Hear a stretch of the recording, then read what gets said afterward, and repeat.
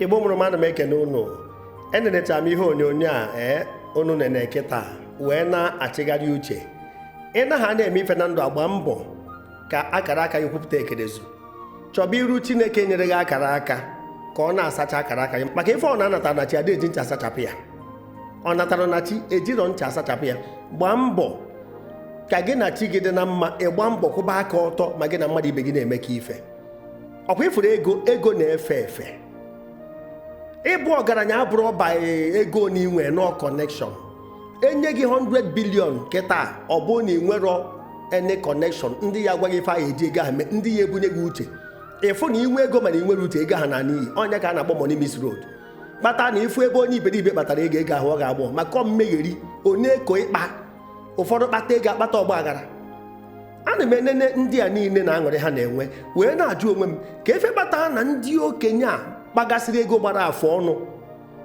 ndị okenye billionaires and millionaires enwere n'ala Igbo ha ka nọ ndụ taa ka efe kpatara ya ọtụtụ n'ime anyị gbara ha bọyị ọtụtụ n'ime anyị gbara ha mbọ ọtụtụ n'ime anyị nọ under them ọtụtụ ndị na-afụ taa bụ ndị ọgaranya today many of them served under these rich men many of them ha ka nọ ndụ taa ha nọ ndụ today enwere onye gburu ha akpatọrọ ụmụ ọtụtụ n'ime ha bless so many servants setụlụọ ha bụrụkwa ọgabụrụ millionaires maka ọnwa fee nna o buru isi nka onye fee eze ruo ya aka mana ndị agbụrụ a you people refuse to serve. Ị chọrọ ịgbapụ gị, ị chọrọ ịnọ n'okpuru mmadụ, so ife ị na-echebe onye iyi egbu ka iburu ego ya, ka ibute ike.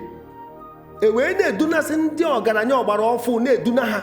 Amarakwa m nke onye mere eji gbuo ya, mana ife m na-ekwu bụ ndị ọgaranya a na-egbusi kịta, ọ bụ na-eso na-agbusie ndị ochie, the likes of Costaris ha, Innocent, Atọ Eze ha, mention them.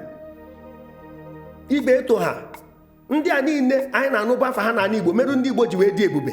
Ọ na-egbusiri ha oge a na-eso na-eme kidnapping, organ harvesting, na ejide ọgaranya egbuo. Kedu ka isi na anya aka dị mụ na gị na-abụ? That is the question. Ka isi na anya adị mụ na gị na-abụ? Unu say no kidnapping. So the question is this, you have to keep your hands clean. Oh yes. Ị akwụba aka gị ọtọ, iyi efe mmadụ. Ị anọ n'okpuru mmadụ. Ọ bụrụ iti ife ihe eme ọgaranya, maka iche ife ihe eme ọgaranya ịkwatuo mmadụ aka ya akwatu gị. Igbuo mmadụ aka ya egbu gị. Onye na-achọ onye ọ na-egbu na-achọkwa onye ya egbu ya. Ọ bụrụ onye ọbụla ji ego ka aka ya tere ọbara. E nwere innocent people Chukwu gọzi. Echekwude na akụ nne na nna gị kpara ụwa ya aghọ gị afịa, jee gbawa mbọ. O nwezi ife ha nyere gị were ya wee tinye na nke ị nwere enwe. Gbawa mbọ na onye ma ofu ụzọ amara ụzọ. Kama ife na-agwakwa ndị ọgaranya bụ onye jikwa na ego emegide ndị ọka mma. Onye kpata ego ya kpata n'ọgba aghara, onye kpata ego na-eji na-eme iberibe. Ego dị mma mana ekwena ka ọ daa gị iberibe. Ka si nnefe amụta ife zisa n'ihe onyonyo ha mụ brother Paul Chigbo ka emesịa. The best of all.